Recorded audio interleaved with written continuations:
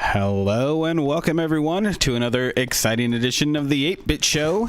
Boo boo boo boo boo boo boo boo. Whoa. Good boots. We're here today to talk about all the bits, as usual. Now, what do we got today? Yeah, same as always.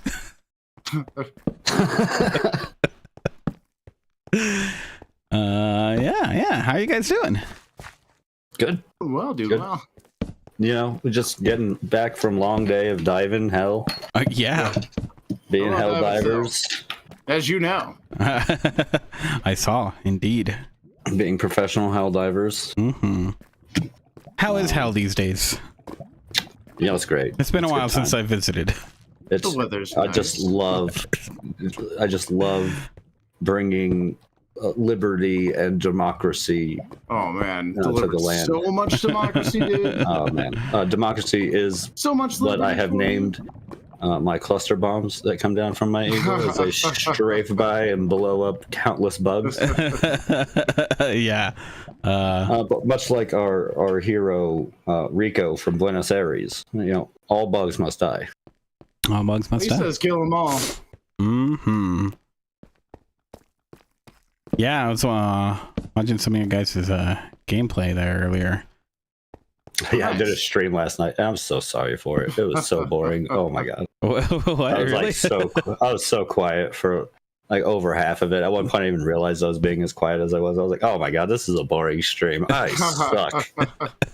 Were you just like super into it? Focused. I was just getting into it. I was even having fun. Like I just Oh, wasn't it's just saying talking. anything. Like sitting there like, you know, Oh, like here. doing handshakes and hugs with my fellow hell divers as I'm playing, and I could be Gotta saying hug all your- kinds of gotta hug stuff. your fellow hell divers. I could be having all kinds of fun More stuff to patriotic. say, but no, I'm just sitting there just laughing and giggling away to myself, killing bugs. That's okay. Have a good Could be old worse. time. Yeah, at least you're having fun, man. I guess that's what really matters, right? Yeah, totally. That's good. That's When it good. comes down to it. The only thing that really matters is that you're having fun. Yeah. That's when you can call yourself a gamer, if you're having fun gaming. That's when you're gaming. Yeah. 100%. I think that's my only stipulation, my only rule for being called a gamer. Did you enjoy playing the game? You're probably a gamer. Well, but what if you enjoy being angry? Well, I mean, know you're some probably- people like you're that. Probably a League of Legends player. Or Call of Duty, or one of those other multiple piss you off games. Right. Okay, fair enough. There's plenty. There are plenty. There's games for you. You see, like there's games for everybody. That's why my only stipulation is that you have fun with the game. That's true. There are That's games what makes for you a everybody. gamer. Mm-hmm. Well, who wants to start their week? Let's get into it. Dive into what we've been doing. What we've been playing. What we've been enjoying. You start. I volunteer you. I went last time. Oh well, I'll go I volunteer you. I've done so many things. Yeah. Do it. Take it, Andrew. All right. All right, now someone else go. No, I'm just kidding. I got up on the new episodes of True Detective, Mm-hmm. Dark County. It's been good. Last episode was crazy. Yeah, is it popping off now, or Pop off? Yeah. I was thinking about it the other day. I think Jodie Foster is one of those actresses that, like, are, I guess specifically my generation maybe didn't give enough credit to.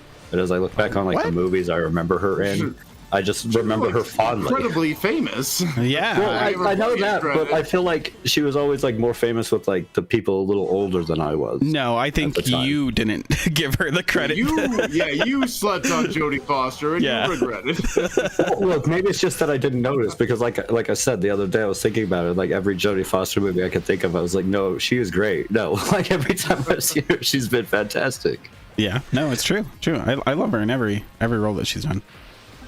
What movie were we talking about earlier? She was Twister. Yeah. Because we saw the new trailer for the new Twister, and I was like, this doesn't look at Return of the all Twister. cool like This time there's 2 twisters. No, they did that in the Wait. other one too. Oh right. Jodie Foster was in Twister? Isn't she like the main gal? Yeah. I Isn't thought she it was the main Helen lead? Hunt. No, it is. Oh, it is Helen Hunt, huh? Shit. We had the wrong person in our head the whole time. Severely underrated. Helen Hunt. Right. I'll just step that one back a bit. Rewind. Thanks, Frankie. Thanks, Frankie. Yeah, so what I was saying, Jodie Foster is useless. The new Twister looks lame. Does it? I didn't see the trailer for it, so. It looks like it misses the point of the first one. Like they were all like scientists doing sciencey stuff. It looks like it misses the whole fun of the And now, first one. now they're not doing that. Yeah, they're just. Wait, what are they doing? I don't They're understand. just like. I think they're just like regular doofs, and there's some tornadoes.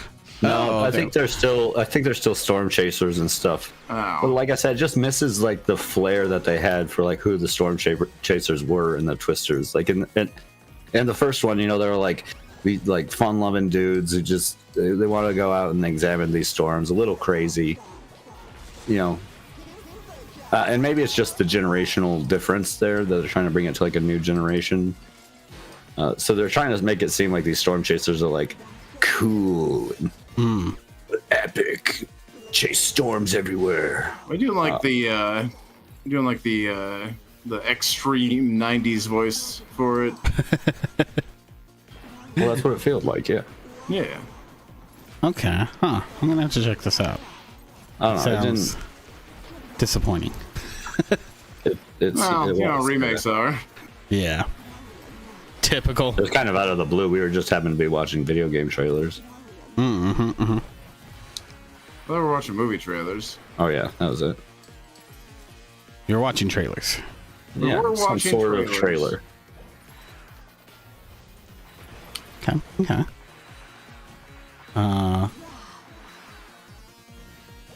Andrew, continue.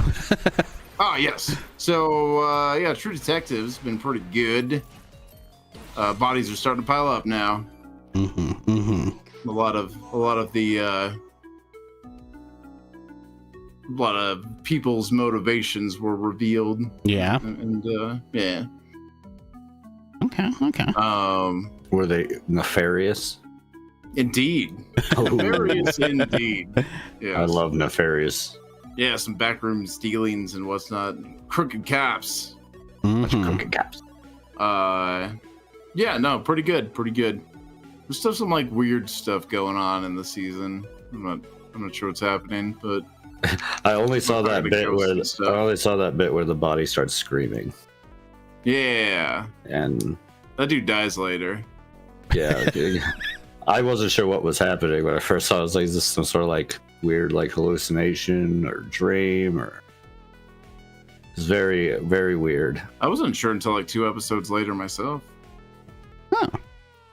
Oh. But yeah, been pretty good. That's good. That's good. How much more of the season is there? I don't know. Episode 6 was the last, or maybe 5. Episode 5 or 6 was the last one that came out. If I was to go off of like previous ones, I'd probably say 10. Like 10, yeah. Okay. Most of those hour dramas run 10. Yeah. But I don't know, stuff's starting to ramp up now, so it seems like it's gotta like snowballing into a big finish here. I don't know. Been good so far. I'm quite liking the setting. That's good. That's good. So other than that, been playing this little indie game. I don't know, you probably haven't heard of it. Helldivers 2. Just a little bit of time, I'm sure. Just a bit. Just dip my toes in, you know. Found out how much I love Super Earth. It's crazy how much I love Super Earth. It's great. Yeah. Super Earth is pretty fantastic. And, you know, democracy. Democracy. Freedom and the Super Earth way. Liberty. So yeah, that's been insanely fun. Me and Christian have been playing that, despite server issues, and Yeah, they can't keep up. yeah, that's been their biggest problem now. Is just they got like 100,000 people actively playing that game on Steam. Yeah, they went and put it like an emergency like increase in like the amount of people who can be on from like 250,000 to 360, and within like 5 minutes broke that cap. Yeah, they filled it back up. Yeah, And so already ridiculous amounts of people playing that game. Yep. Yeah, it got to the point that they're like, look, man, like it brought in like the human element of things, or like, hey, we can't like keep this up. We have to like sleep.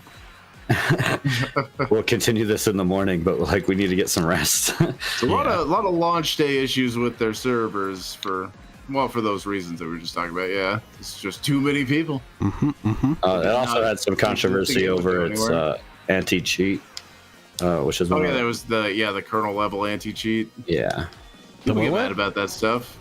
they use what is it, Improtect? I think Something like that. Yeah. Let me see if it says it on the Steam page here. And I think they have a pretty good reason for it, because you can earn the in-game, like the premium currency in-game, and it's like an anti-cheat. It's just a very like intrusive one, usually held for like the most competitive of games and stuff. It's kind of a strange. It's a kernel-based one, so they have pretty deep access. Kind of aggressive one for like a co-op game. But I feel like they have a pretty good reason because how much money you can actually like, technically real money you can make in that game, which is something I actually want to talk about a little later, which is like monetization, microtransaction stuff, and the new era of live service games. I think this Helldivers brings up some highlights some pretty good things I'd like to talk about later. Yeah, for sure. Until then, I'll let Andrew finish. What do you say? Helldivers is fucking awesome, and I love spreading democracy around the planet. I'm Rico from Buenos Aires, and I say kill them all. It's my opinion about it. It is a better Starship Troopers game than Starship Troopers Extermination. It's fun. I love that flair. It has so much of that like hyper military propaganda. Yeah, flair. it's just so over the top ridiculous. It's a lot of fun as far as like a little extraction shooter. It has a lot of cool things, like the fact that you can have a little laser to see where your enemy barrels or your enemies or your teammates' gun barrels are. Oh, Yeah, those are on all the main weapons. Yeah, because all friendly fire is on, and definitely a thing. Yeah, very lethal. This game plays very much with the fact.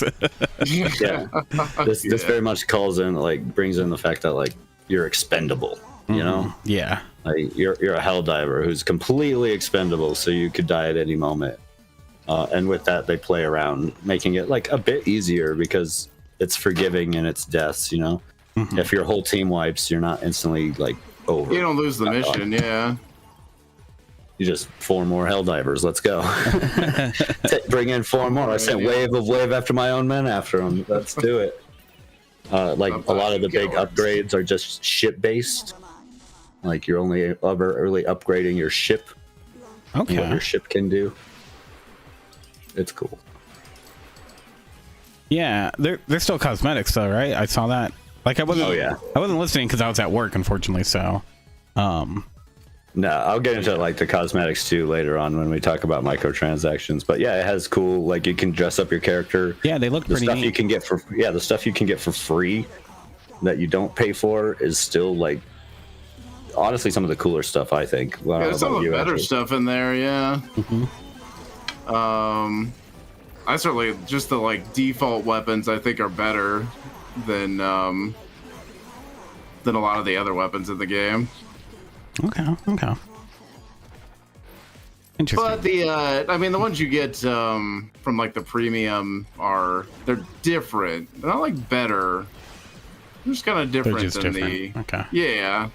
They had work a little different differently. flair. They're not better, they're not worse. They just, they add something to it. They're actually very balanced, yeah. Kind of just change your playstyle a little bit. Mm-hmm. It is unfortunate that a game you paid for does have a transaction store, but I'll talk about it later on. Yeah, it's How I feel. My short opinion on it is I think they did it in the least scummy way possible, or pretty low amounts of scum, which I appreciate. Mm-hmm. Yeah, there's definitely some consideration there for the player. Yeah. When it came to it. Considering how dummy simple it is to make the premium currency in the game, it's just it's extremely reasonable about it. Did you do anything else? I don't think I did. I don't think I did do anything else. There's been a lot of the helldiver stuff, diving related things. Many diving related things. Yeah. Other diving things. Yeah. Okay. Normal helldiver stuff. Yeah. Going pretty hard on that game. Yeah, you both have. Well How much time have you guys put in? I'll talk about that too a little bit. Like 25, 30 hours. Okay. Yeah, I'll talk about that a little bit too when I do my transaction thing. That'll come into play. Game time. Yeah. Oh yeah. Well, I think that's important. How much you're getting out of it. Pretty important, yeah. I mean, especially. I mean, I guess we can kind of just. I mean, if Andrew's done, we can kind of just get into the microtransaction thing. It's part of my week, so. Yeah. But yeah, I mean, if you're putting in that much, like a lot of time into a game right off the bat, I think that says something about a game. That you're willing to like dive into it, pun intended. In a way that might be over the top or whatever, but I mean, I think that just goes to show that you're actually like enjoying the game and it's something worthwhile, right? Yeah. So I mean, okay. I don't know, Andrew, if you were done with your week or not. Yeah, I was. Yeah. Yeah. So that's what I was. Yeah. I've been playing Helldivers 2 a lot. You have? Yeah. Wait. How are you pretty good finding about it? Huh. Who are you playing with? Some idiot keeps Mostly blowing me up. Mostly this jackass who keeps hitting me. Whereas laser just cuts me in half. Look, This laser backpack just has a mind of its own. Laser, not on me. Control that. No, so yeah, I mean, we've kind of already talked about it a little bit. Helldiver is super fun. Been really enjoying it, especially for like what kind of seemed like to come out of nowhere for me. I hadn't really heard of it. I think I vaguely remember like the first game, but like barely. And then we just saw like you never played it, or did you play the first one? No, never played the first one. It was a twin stick shooter. Yeah, it was like a top Very down different version. from what it is now. Okay. Yeah, it's a twin stick shooter game, Wow, but with they the really same like evolved it flair then, and huh? stuff. Yeah. Yeah. In some ways, you can tell that they went from a top down to a 3D world development wise, just because you get like collide weirdly with some things. Yeah. Okay. Nothing like off-putting about it. That's just like you'll just notice it after some time. Yeah. But it does have a store. One of the things Helldivers 2 is like one of these live service games, which I know most of us are all tired as shit of. So it does all the same things. It's got a premium currency. It's got a battle pass. It's got a premium battle pass. Mm-hmm. And all the tropes that come with that. It's got like a time store. It doesn't have loot boxes. Its store is ran off of just like a rotation, timed rotation of stuff that loops back around. They all come in. Nothing's like being taken off permanently or nothing. Mm-hmm. So at least you know what you get when you buy it. But one of the things that I have liked about it a lot is that I've put in 28 hours. I look at it right now. 28 hours. Okay, I'm probably a little over 30 then. I played a good amount this morning before we played together. I had a couple other buddies on. Was played off stream for a while. Because they had stayed up all night playing. Yeah, they had just gotten the game and played all night. I got up at like 5 and made some coffee, and I was like, I'll do a little hell diving. I didn't even realize that they were on. I was just searching through open lobbies on the map. I happened to be on the same planet they were on. Oh, nice. And their lobby showed up. So I joined their game and then hopped in their Discord and was like, hey, that's me. I just joined your game. What's up, guys? That's pretty good. That's nice. Yeah, it's super fun. So the season pass. So the game works off of like a kind of a season pass type thing. You get war bonds, and that's kind of your basic upgrade stuff. You get medals during runs and stuff. Okay. And you can get new armor, equipment, stuff like that. The battle pass kind of runs differently than that, but still using the war bonds you collect to go through it. But the premium battle pass costs it's 1,000 like battle credits or super credits, what are they called? Okay. And those are all in-game earned? Yeah, you can earn them in game if you do it by. Well, the super credits are the premium currency. Yeah, that is the premium currency. But you can find all. You can earn that pretty easily, actually. Oh, okay. But the premium currency costs in a ratio. It's like the battle pass is 1,000 super bucks, which is like $10 real money if you were to just purchase. It's a penny to a super buck. Yeah. Yeah. Okay. Just to purchase it straight out, it's $10. So I've decided to run kind of an experiment with this game because they seem to have done a lot of things to, like I said, respect the player's time and like who they are. You can earn quite a bit of credits. The CEO of the company was pretty open up front about how they were running their store, including like some good quotable lines like companies need to earn the right to monetize a game. Everything that like, sure, there's some stuff and even like a bit mechanical locked behind like that battle pass. I've played for 28 hours and have earned that battle pass for free just off of the upgrades, the premium battle pass, and the in-game rewards. And I've spent to none money, but the $40 to buy the game. We played 3 hours this morning after buying the battle pass. We played this morning on stream for like 3 hours. We earned 220 super credits in that 3 hours. That's a fifth of the way to a battle pass, not including any of the other rewards you can get. Yeah. In the normal bonds, there's like some super creds that you can get for some war bonds.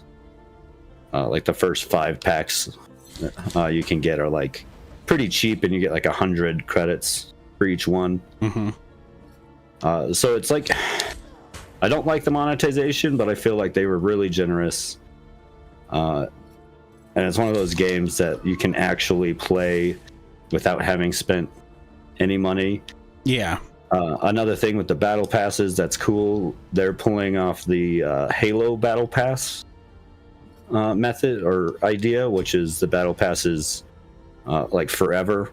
Once you've purchased the battle pass, there's no time frame to completion. Unlike like Overwatches or something like that, where you had like, you could purchase the pass, but you know, you should probably play the whole time to get your full money's worth, you know? Yeah. Because that battle pass will expire and they'll move on to the next one. They're doing like a permanent one. So no matter how far along you make it in the track, you can always continue along later. Just a lot of like I said, respecting the player. And I think that's where, like, in the age of where we see microtransactions now, like, unfortunately they're not going anywhere, especially when people keep paying for them. Yeah. It's good to see this, like, sort of approach to them. It doesn't feel as scummy. A good juxtaposition to it would be Diablo 4 just came out with a new thing in their store that for like $20 you can change the color of your portal. Not even like a real functioning thing, but for $20, real money that you can't really earn in game, you can change the portal color. Yeah, we're beyond that age. Like, That's weak. That's so shitty. That's no, 100%. It's really, really crappy because it's like it's not even like you put in effort into the art, right? You gave me a color swap. What? Yeah, and it's so insulting too because you can't even really earn the money. Like it'd be one thing if like okay, it's a stupid thing, but you can earn that credit pretty easy in the game, so you don't have to spend the $20, and that's the nice thing about that one. It like the CEO said, like you have to earn that right, and one of his examples of that was like you can earn everything in the game. That we don't have anything that's like exclusively you can't get in game. Sure, it might take some time. He was even pretty honest about how long it would take. He's based on skill level and play style. It'll take you anywhere from 20 hours to 100 hours to get the first battle pass. They said they're toying around with the idea of having like different tiers of battle passes too, ones that might be cheaper along the way that might not be the full 1,000 points. Okay. So I kind of want to see, my experiment is to see how long I can play this game without paying a penny and still get every battle pass that comes. Every so premium pass. So far, nailing it.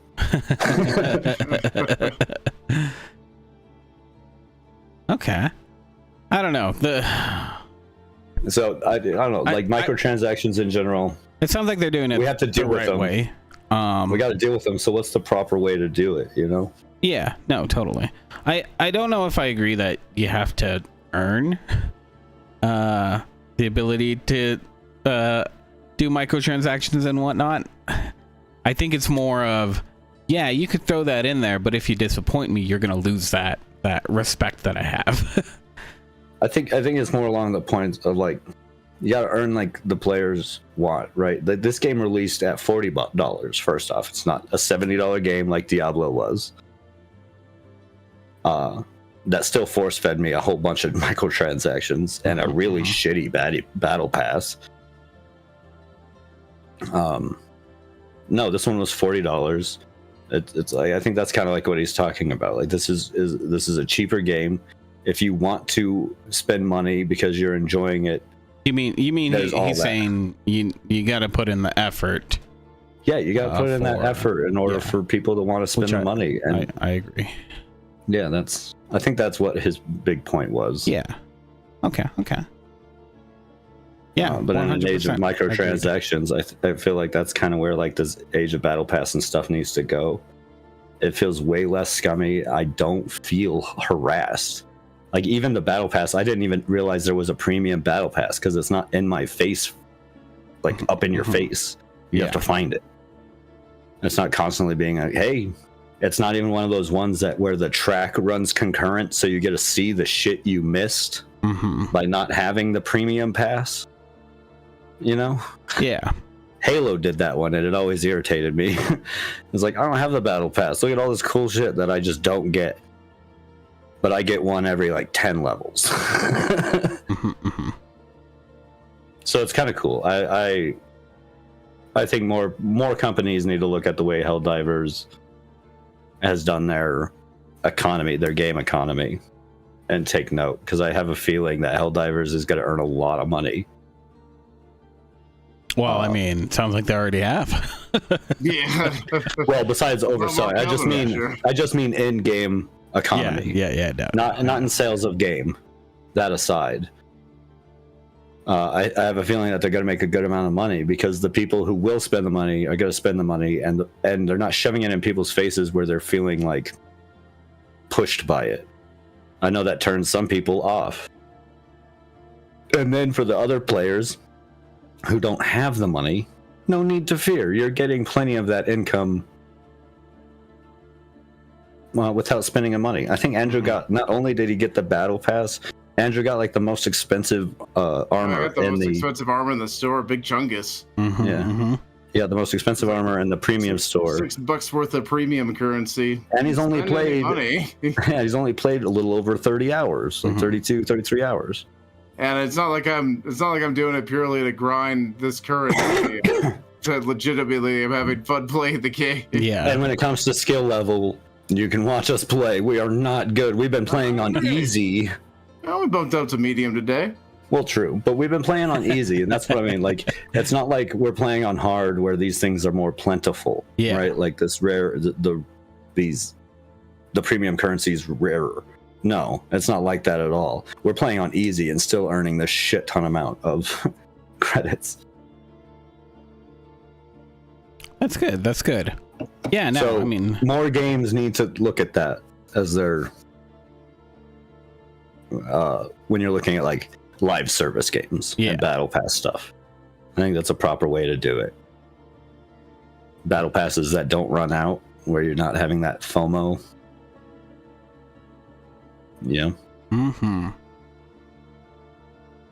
Anyways, you love to see it. You love to see companies do shit like that. Yeah, no. A lot of good decisions that they made with stuff in that game. Other than that, definitely sounds like it. Most of my week has been still watching Archer, still getting through the rewatch. On to the new stuff that I haven't seen before. Pretty good. It's good to have. It's always funny when you can tell when the creator's been gone, and they come back and you're like, oh yeah, this is what it was missing. This is it. Yeah. There it is. It's not like the previous seasons were like ultimately bad or anything. Just it's just missing something. Yeah, and it became that's awesome. I'm so far enjoying it. Video game wise, I've also been playing. I kind of made a deal with myself. I'm not allowed to buy any more Metroidvania games until I beat some of the Metroidvania games that I do own. At least some of the better like classic titles that I should really need to play. Yeah. That's fair. Sometimes you just got to get through the backlog when you're like, these are piling up. Well, I like Metroidvania so often that I buy way more than I ever will play. So I started playing. So I started trying to knock one off my list. I started going out with Blasphemous, which I'm currently playing. Man, this game is dark. Yeah. Yeah, like it uses a lot of like religious imagery. Especially that of like flagellating monks and stuff. Like that type of that era of Catholicism. You know, penance and all that. But man, this one is brutal. You know, it's one of those ones that has the Souls-like. It does the Souls-like bit. Oh my gosh, why is it running so bad? Just start running. Okay, there we go. So it's just epically brutal. Although, unlike all like Souls games and From Software games, I can actually read what the characters are doing, so it's slightly easier. I know it's going to be a very hot take, but I'm not the biggest fan of the Dark Souls and From Software games. I don't blame you. I don't blame you. That's probably going to be the spiciest take I got. No. I don't think that's that spicy of a take. They're not for everybody. I think people understand that. Yeah. It's not even like the difficulty. I like my difficult games. I enjoy my difficult games, but there's something like this. Like all these enemies are so much easier to read than anything From Software has ever done. I've done like a couple bosses now. Is one of the things I noticed heavily. Like, even though it's inspiration, I actually can see and dodge and parry pretty well because of how clear the enemies are. They're not just balls of tentacles that move randomly and have random ass hitboxes. What I'm saying is Dark Souls sucks and get over your game. Jeez, Maybe man. you just need to get good. Right? This turned into like, I got a little bit of something to say to like, I'm angry at people. Stop liking this game. I honestly, in a big part of this, there's some like just negativity there because I don't like. I think a lot of toxicity comes from the From Software community with that whole get good. Oh, well, I mean, that's been around for a while. I get it. I like that idea has been. Yeah. Man, that community pushed it like hard, and they defend their games to like such a degree that you're like, okay, look, get it? You like your game? I'm glad you like your game. But it's not that great of a game. And stop trying to compare it to it saying, oh, no, this is every game needs to be like that. Because I'm tired of it. I'm tired of every fucking action adventure game that comes out is a Souls-like game. Every time it's like, I'm like, oh, that'd be a cool setting to go, play hack and slash, maybe some cool cutting up, and then I find out it's a Souls-like game, and I'm like, oh, great. So it's roll, hit them twice, roll, hit them, roll, parry. It's so boring. Tell us how you really feel, Christian. I don't like That's it. Okay. Franky, I don't like it at all. No, I understand. Like, I'm not super into it either. Like there's some games that like repetitiveness can be like, okay, that's soothing, that's relaxing or whatnot, but the fact that it's like supposed to be challenging while also kind of being the same thing that you do over and over again. I just get mad. Every boss, they're like, oh, the bosses are so unique, but every time I see one or have fought one, they're all the same. They all do like a crazy roll attack that you got to dodge out of the way. That's followed by a bunch of like, clothes from their cape, like cloth from their cape or something to kind of like hide its hitboxes and stuff. And it just becomes a mess. It becomes a mess of tentacles and blob. That's fair. But this one ain't like that, so... No, it's difficult and has its soul-like things, but it's also a Metroidvania style game. Yeah. So it instantly has me a bit more attached there. Yeah. With just that alone. So I love my Souls-like. Or I love my Metroidvania games. You tripped up a second there. I did. But that's because I was probably high. What? I was probably high. Yeah. We're gonna say it was that. I hope you're high on liberty. Probably more democracy. Sweet juicy freedom. That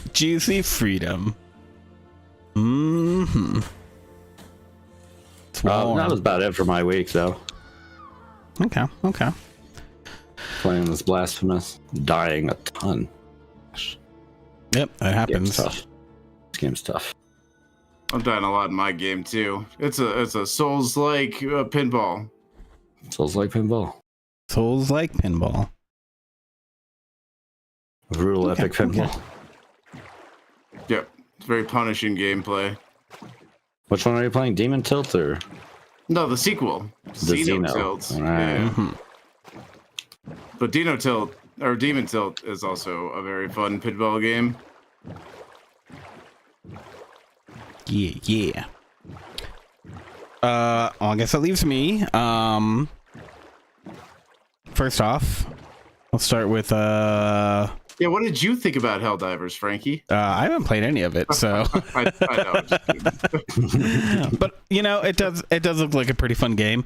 Again, I like, there's a part of me, I'm just having this issue where it's like I'm not drawn to shooters lately. That's fair. And it's something that I'm kind of sad about, because it's like, I want to be in a way, you know, but I'm not finding that. I think I like this one because of how tactical it can be. Yeah. You don't have to shoot anything in this game. I use all the like turrets. Yeah, I just like how tactical you can be. Robots do my shooting for me. Robots do the shooting. I don't know. Just from what I look like, it's like it does look good. It really, really does look good. I don't know if I'll ever pick it up though. It's really solid for what it's trying to do. Yeah, it looks like it is. So I like its meta progression. It's like teaming up with everybody to try and take over planets. Everybody's making like very small, insignificant progress to take over planets. Yeah. But we took over one already, so. True. We liberated one planet. That place is probably done now. Maybe. Go ahead, Frankie. Go with your week. But yeah, so first off, playing some more Night in the Woods, just trying to capture video for that. And the game is actually fairly long. There's I mean, it's all dialogue, and there's just a lot of it. So it's gonna take me a while to get through all that, especially considering there are multiple choices.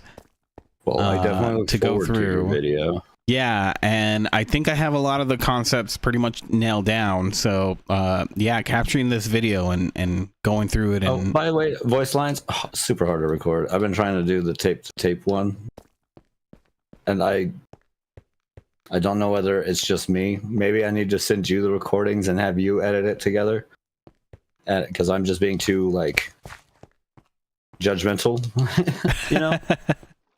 Like, I have not liked any of the fucking takes I've done. Okay, fair enough. Yeah, send them my way. Be happy to take a listen. But yeah, so trying to capture all that is it's a trial in and of itself. But I do still enjoy the game, and I'm honestly, I'm interested to see if I'm going to see some new content that I haven't seen before. Because I played through the game a few times already, so maybe I won't, but maybe I will. What else? There's another game that I played. That was Ori. That's right. Beat Ori. Yeah, I beat Ori. Yeah, man, that was such a good game. Like I couldn't recommend it higher. Like it exceeded all my expectations. It was also on my backlog of games. Yeah, you need to rectify that one pretty soon. Honestly, I beat the first one. The second one is a lot better than the first one, which I think is that's a pretty hard task to do for any developer. Better in which ways? Every way, every single way. Every way. There's literally the 100% story wise.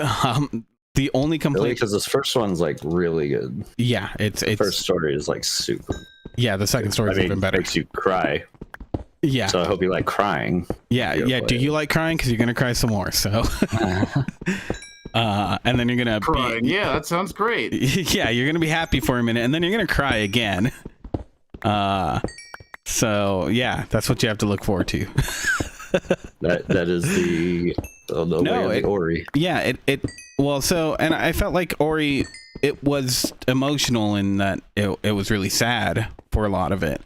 But what Will of the Wisps does really well is that it plays with your heartstrings a little bit more. It's not just sad and heartfelt in that way, but you get these uplifting bits too that are really great. So I really liked it. Super enjoyable. I really like the first one's theme of like, because you run across, because you know at the start of the first one, you have that one guy that you're like chasing down who you're like, you think is up to no good. Yeah. And of course, you find out as the player through a few of the cutscenes that he's actually just rather harmless. Yeah. An innocent little guy. and so I think it played well with that like that trope, right? That like It totally does. Yeah. Empathizing your enemy or sympathy for your enemy. Like, is the actions you're doing really like justified? Yeah. Totally different theme. I'll tell you that much. They don't. Definitely. I saw enough of your. they don't rehash that, which is really welcome. But I mean, they managed to keep some of the beats to it, as well. So yeah, it's just really good. And then the gameplay, like it's a better platformer through and through. I didn't get as frustrated with some of the platforming. I don't think I really got frustrated with any of the platforming, honestly. The only part that I ever got frustrated at was my fault for not realizing that I had a charm on me that I shouldn't have. Yeah. So that you and that spider. Yeah. That was your trouble with the trolley moment. It really was. Yeah, that was the only issue I had with that. The music, I think,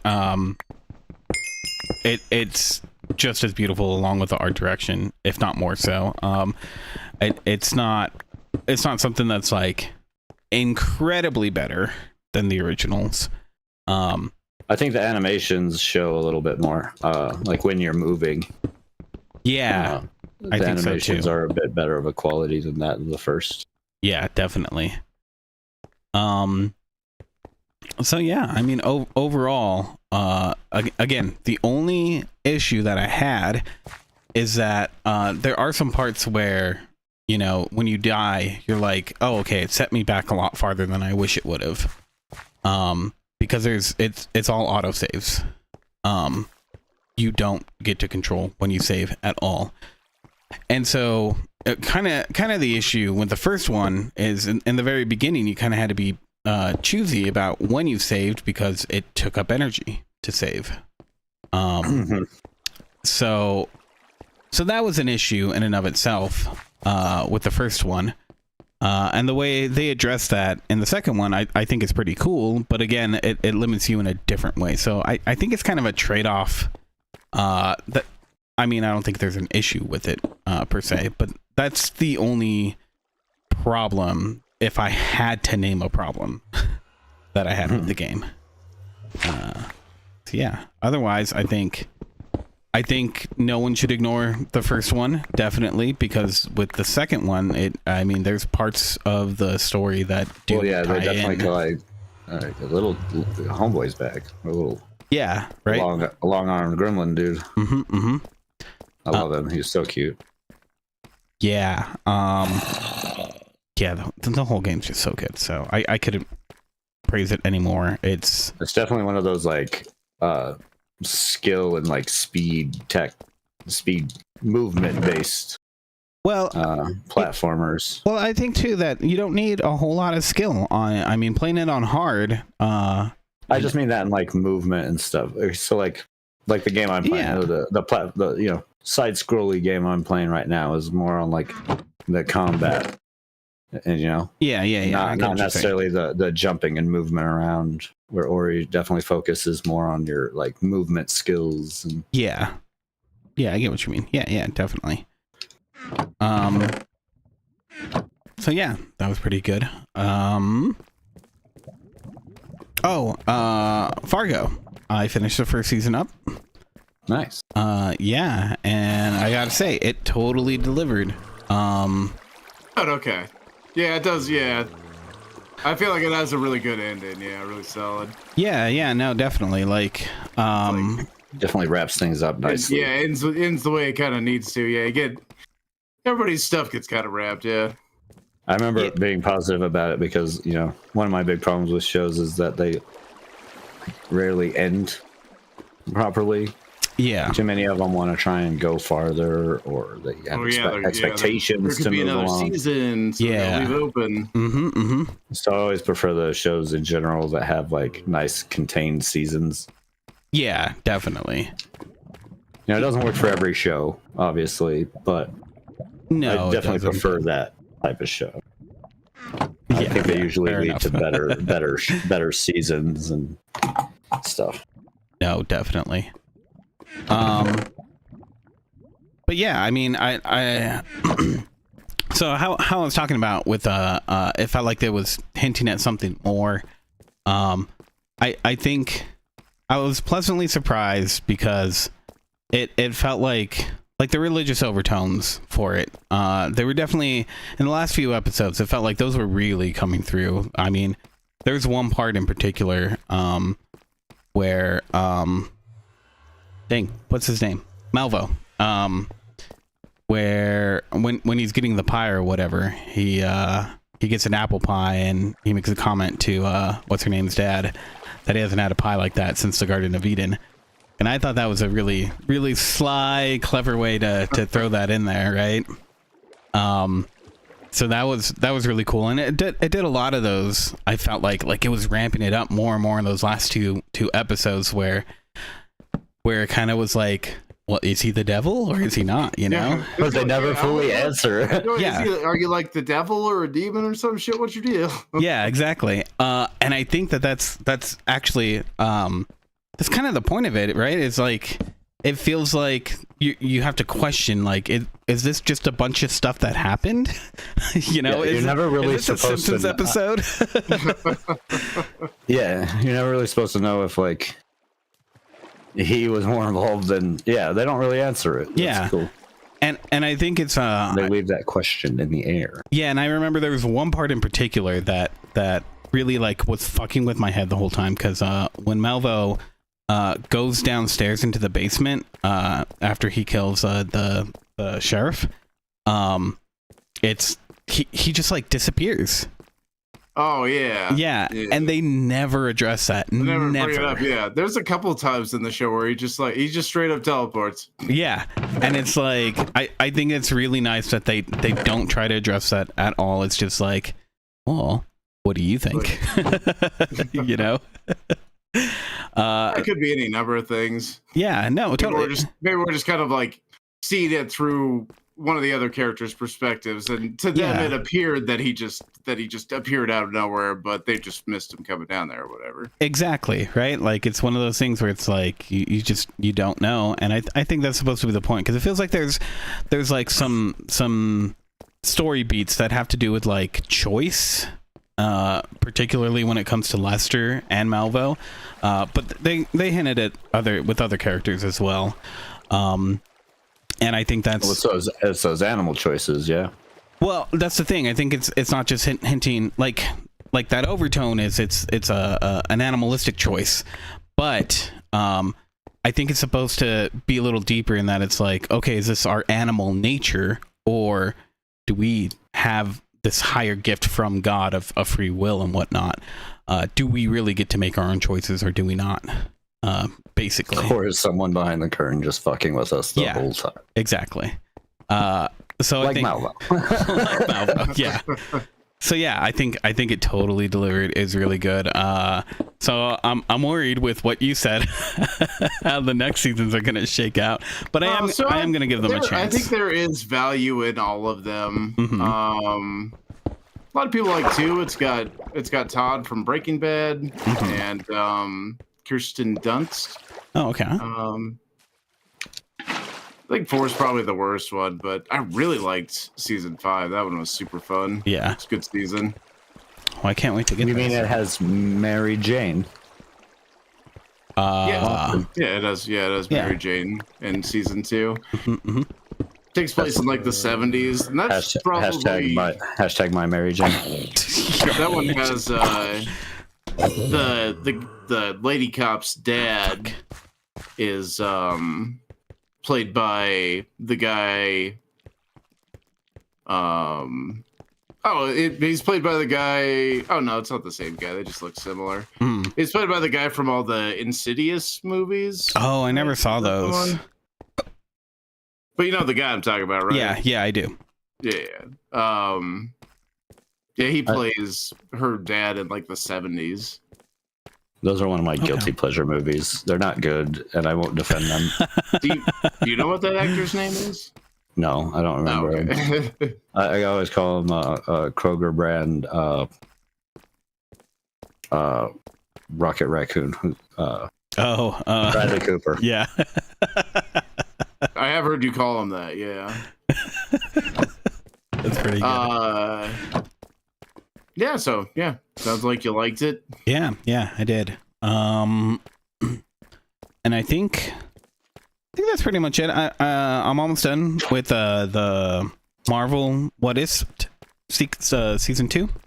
Any fun concepts in there? Yeah. It's actually the last few episodes have been some pretty cool ideas that they brought to the table. One of them was I don't know if this character ever existed before or if they made her just for the show. But she's pretty cool. A Native American character. And that story was pretty damn interesting. So yeah, I like what they're doing. So that's cool. Yeah, it's cool stuff. Yeah, and that pretty much wraps it up for me. Sweet. News time? News time. News around the world news. News on the march. Man, you went 90s there. I was expecting Bill Nye to pop out. Bill Nye, the science guy. Science guy.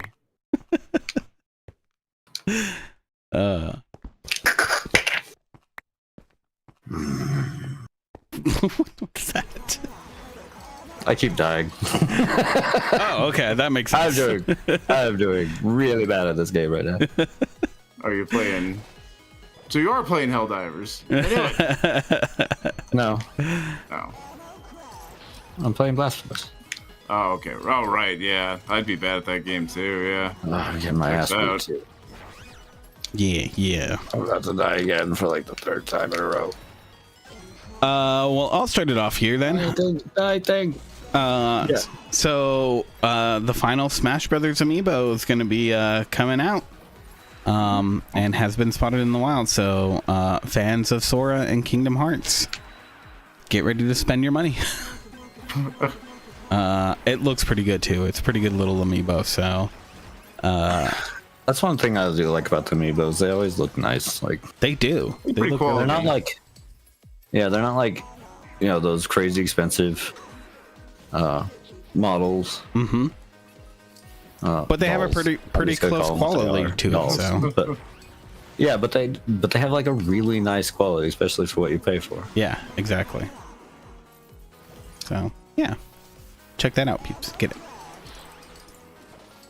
I mean, I probably won't care too much about Sora or Kingdom Hearts, but I don't think I care enough about them. But I do think the idea of amiibos are cool. So yeah, go get it. I still want to get. I would like to get a Cloud one. Oh yeah, I never got that one. I'm sure they're hella expensive now. Not like I have a whole bunch of them at all, but I have some news. I do have news. Quite a bit. Okay. Some interesting things. I guess my first little thing, which I thought was kind of interesting. I don't know if you guys ever played them, but the Discworld games, old like point and click games. Yeah, I know of them, but I never. From like the 90s, early 90s. Yeah. I have some fond memories of them. They could be getting a re-release, provided the royal family consents, mostly King Charles. Oh, really? Huh.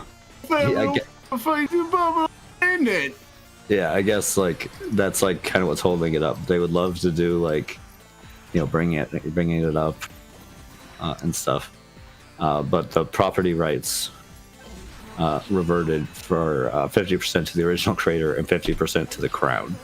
Huh. In short, it needs to ask permission from the crown before any kind of like re-release can be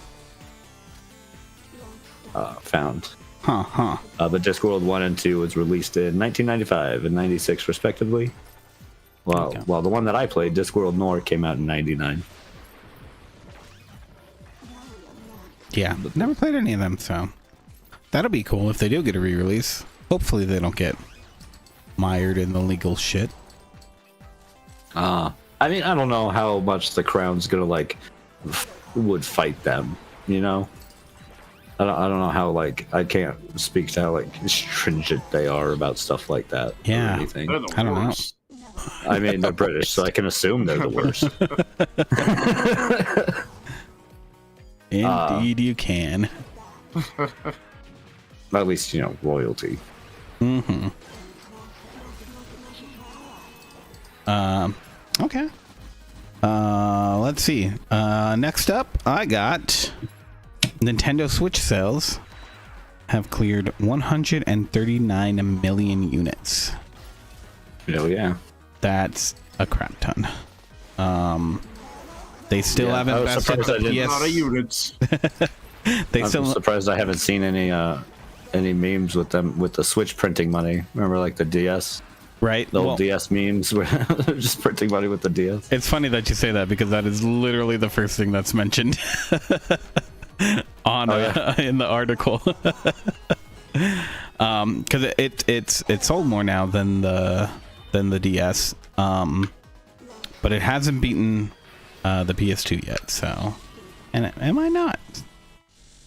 The PS2 is a really high seller. Yeah, I mean, I knew Dude, families that had that. everybody I knew had it because it was a DVD player. Yeah, exactly. I know people Like, who bought.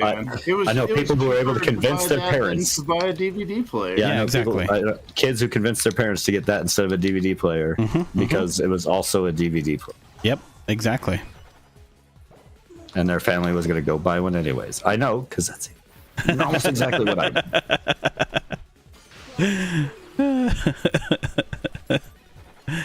Indeed. It's a DVD. DVD player. Yeah. Never heard of it. Never heard of this. That's how you have It's to an use your ancient- hands. Ancient object that was made in the before for. It's for babies.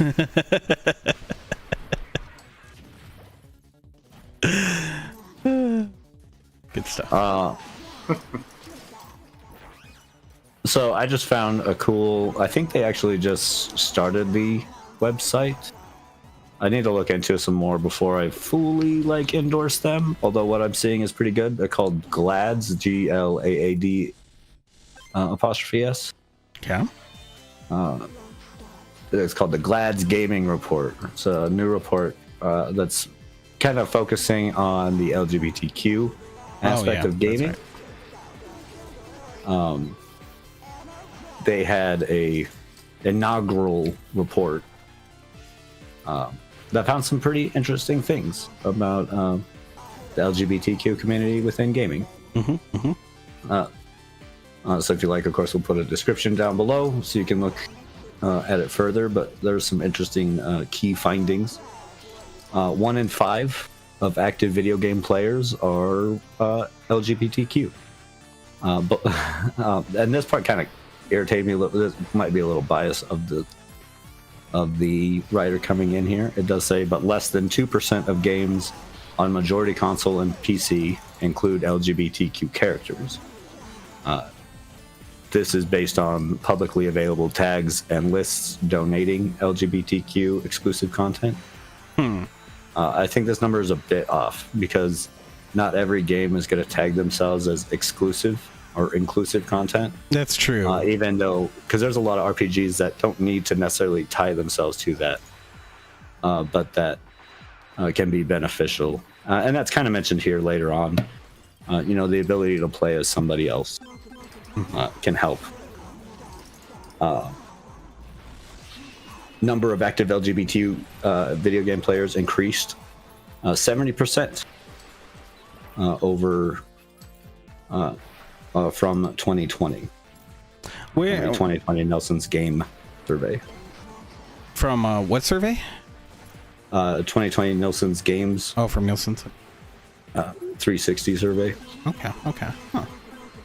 7 out of 10 non-LGBTQ gamers said learning a main character in a game is LGBTQ would either positively influence or make no difference to their likelihood of buying or playing a game.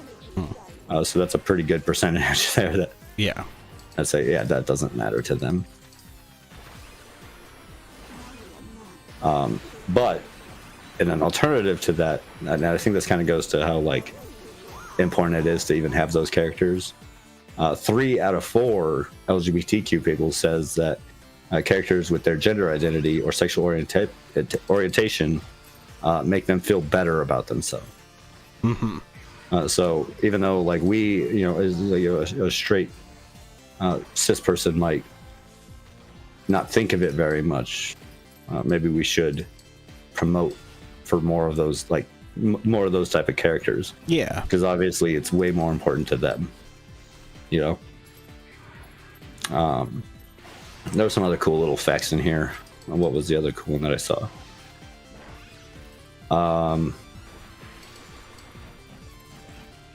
Yeah, this kind of goes back to one of the things I said. 75% of LGBTQ gamers who reside in states where a lot of the anti-LGBTQ legislation is being proposed and passed say that gaming allows them to express themselves in ways that they can't or don't feel comfortable doing in the real world. Pretty cool little report, though. Yeah, that's interesting. If you'd like to learn some more about it, there's some interesting statements from like the GLAD president and CEO. This is the one who came up with this. Gaming, one of the quotes is, "Gaming is not only an escape, but a source of entertainment, but also an important outlet of self-expression. It is past time for the LGBT gamers to see our community represented in games." And I agree. There's also like some unfortunate things about how a lot of the community doesn't feel safe online because of the harassment that they would get. That's about 42% avoid playing games because they believe they will be harassed. And 27% have quit game because of her. And that's just out of the people surveyed. If I can get a number, it doesn't really say a number on here, or at least one that I can see off the bat. But check it out; it's a cool survey. Yeah, it's interesting. I mean, it goes into the methodology of the survey. Oh, that's good. So there's some good stuff here. If you want to know like a little bit more in depth on it. Of course, we'll put a link to it. Yeah, for sure. Next up, I got Switch is getting an N64 inspired platformer that looks pretty good. When I first read this article, this is from Nintendo Life. It totally was saying, it's very Banjo-Kazooie or Spyro the Dragon. And watching the trailer, it's totally in line with that. The game is called the game is called Cavern of Dreams. Has some lo-fi visuals, very N64.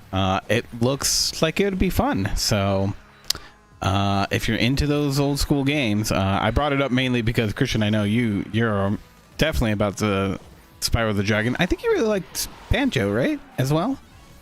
Oh yeah, I love those old games. Yeah. Mario 64, Banjo, Kazooie, Conker's Bad Fur Day.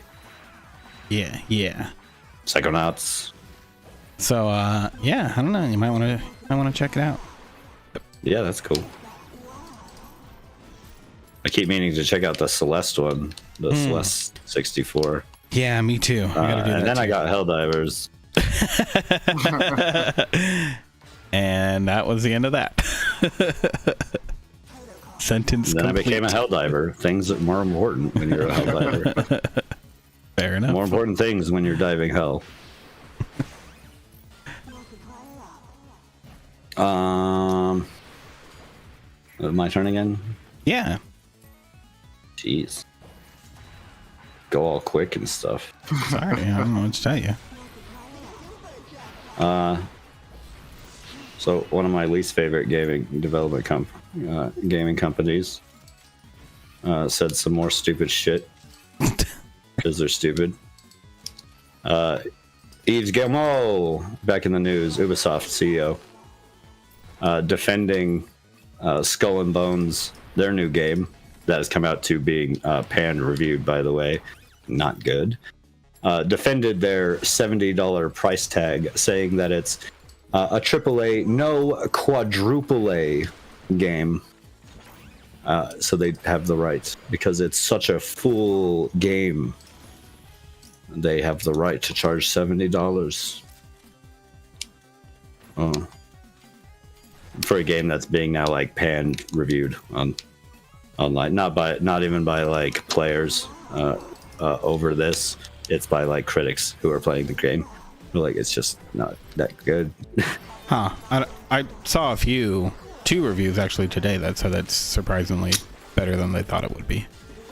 I was watching one that was like, it looks like they took like the stuff from Black Flag, but even took mechanics out of Black Flag. Which was, the original sailing game and stuff. So yeah. I've seen a lot of like negative towards it. But Yves Guillemot just being he's an douchey idiot. Self. So, like, yeah, his douchey self. Yeah, quotes from him is, "You will see that Skull and Bones is a fully fledged game. It's a very big game, and we feel that people will really see how vast and complete the game is." Yeah. So it's really a full AAA, no, quadruple A title that will deliver in the long run. Oh, fuck it. Just call it quintuple A. A billion DAs.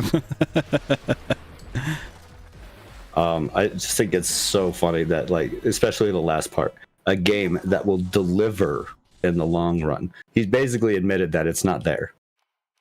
Right. $70 right now, as moment, it's not worth $70, but it will deliver in the long run. And we're supposed to believe that in like the time that we've seen like games fail after a year, where a bunch of live service games keep getting shut down after a year of being available.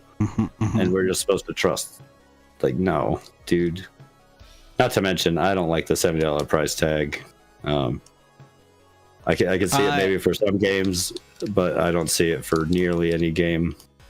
I am actually okay with the $70 price tag because we have not have a lot of inflation, and I just got to go back to what an indie developer said, that the norm right now is that if you're not under 50%, what a AAA game is, then you're too expensive if you're an indie developer. When that shouldn't be the case, I still think it's a self-imposed problem with them.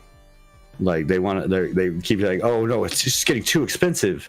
Well, maybe stop putting so much budget when the games aren't even coming out finished. No, I'm talking about indie developers who, they don't have that they don't have the budget, and they're saying like, yeah, it kind of sucks that we put in all these man hours and we're delivering an experience that's, people are getting way more than a AAA game's worth, and we still can only charge, $30 max. Otherwise, people bomb us because it's too expensive. I think that's. I think that's also okay. That's also a problem with them keeping like upping the price. Like, no. That's a problem with the perception of games being $70. It's too expensive. Because there are plenty of indie games that I would have paid $70 for that have given me that enjoyment. Of course, there's like I said, there's a difference between what something's worth and what it should be charged. No, yeah, I'm saying the price isn't the issue. It's what the developers do. That's the issue. The thing is, the price never went down like it was supposed to. Like they promised us it would when they went to all this digital marketing stuff. You don't remember that? No, they're like, of course game prices are going to go down. Everybody said that, and none of it ever happened. Like, no. So, but why should I now have to pay more? Because they're literally doing the same arguments that they did when they raised it to $60 in the first place. Yeah, but I mean, the same things have happened with movies and like everything except the prices have gone up. The video game industry has seen the smallest increase of prices across the board compared to almost any other industry out there. But record-breaking numbers and profits across the board. Yeah, again, that's the company. That's not the price of the game. You get what I'm saying? Like, yeah, I just think it's cocky when a company wants to charge. Look, I probably would have been happy to pay $70 for, like, you know, Baldur's Gate. And there's plenty of games that I wouldn't mind paying $70 for. I don't think it should be at all a normal price for a game. Well, I mean, you also have to look at the inflation and everything too. Like a $50 game in 1990, that's $120 today. A $50 game in 1990 cost like $30 to manufacture each unit because they were in cartridges. They were more expensive cartridge in the day. No, yeah, but I'm just saying though, that's the price that people were paying for those games. Was $120 because those games cost way more to produce back then. Just each individual cartridge. Yeah, and a lot of those people were getting paid really shitty incomes as well because it was a new industry. Oh yeah, it wasn't. So it comes down to that they never lowered the price after that they said they would. Like, it only ever went up. They used the same excuse to get the price from $50 to $60.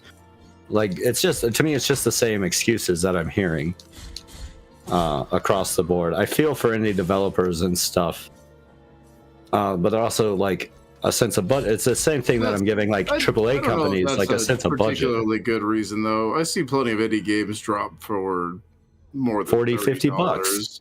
Yeah, and a lot of the times they get hell for it.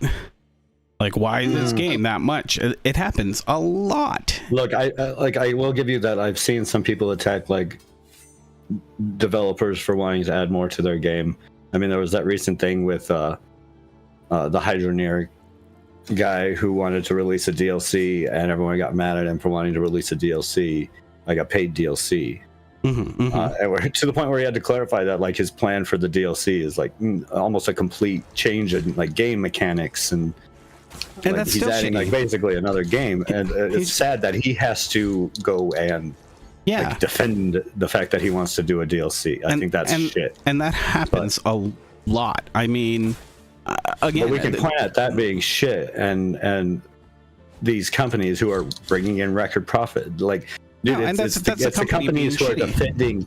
It's these companies who are defending the $70 price tag, like Ubisoft, who are reporting these record numbers. In fact, so much so it kind of brings into my next bit of news, which I'm not even going to try and pronounce it. The French Video Game Workers Union. I think you did a good job pronouncing that. Thank you. Is spot on.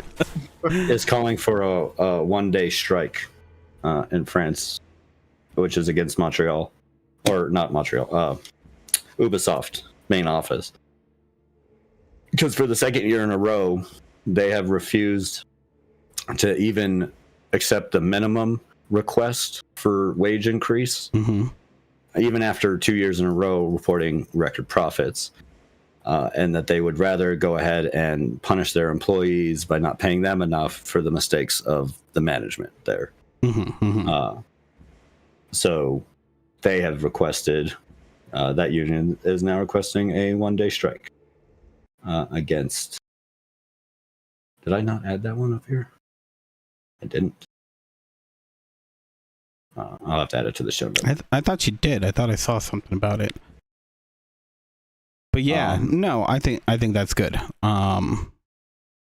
Yeah, of course, hopefully we can see more of that. I'm very pro-union and stuff, so that sort of thing. But yeah, you have these companies like Ubisoft defending, trying to charge more, even though they're recording record profits. They're not trying to pay their employees any, like. They're being literally the scummiest they could possibly be, right? Yeah, like, no, and I understand it. I'm not saying that that's not the case. I'm saying that the amount of money, the fact that that $70 is too much to pay. I don't think it is too much to pay, because I do. For a lot of games, there's not a lot of games I'd be willing to pay $70 for. No, I agree. Straight up. I agree, but I don't think one game I can think of this last year that I maybe would have been willing to pay for. But I mean, I can think of more than a few games that I would be willing to pay $70 for, because I got that much enjoyment. I can only think of one game in the last year that has come out in the last year that would be worth that. Which is? See, part of the problem is here too, is that these games keep coming in such an unfinished state. We're not getting finished games anymore. Baldur's Gate 3. Even Baldur's Gate 3 failed to be like a finished game at launch. So why should we expect to pay full price $70 for half games? You know, like that's no, I agree. But then you look at, like I'm saying, there's indie games that I've played, smaller titles that I've poured money into, sometimes even like some dumb little games where I've gotten so much enjoyment out of it that I probably have spent $70 in like little microtransactions. Some of them that I haven't, but I still got tons of enjoyment out of. And I think it's something that I wouldn't say that I want a restrictive limit on, of like, oh no game should be $70. And I'm not saying that the normal should be that it's $70, but I don't think that you should balk at a game instantly just because it is $70. Well, my objection to it is that it's becoming industry standard. Yeah, my issue is the standardization, and the company's trying to argue for standardizing $70. And again, I'm not like totally against that, because that can help indie developers in the long run who do deserve that money. You know, more they're not doing it. It seems like a really backwards way to help indie developers. Yes, it seems like an ass way for them to make more money. I think there's probably a better way to change the perception of price versus value in a game. How? People try to do it all the time. I'm saying that's upcharging for the game. Well, I mean, the thing is that people have tried to change that perception, and it doesn't work. Like, the fact of the matter is that if games were more expensive, people would probably be more willing to spend more on an indie game at a higher price. But well, maybe those indie games need to think a little bit. I'm sorry, I'm going to be a little rude on it. Maybe those indie games need to think a little bit more about their budgets then. Like, if you're trying to reach AAA title level budgets, you know, like, I've played a lot of games that aren't worth a lot of indie games that aren't worth $70. Yeah. This one I'm playing right now, I would not pay $70 for. But if the developer thinks that I should, then I should.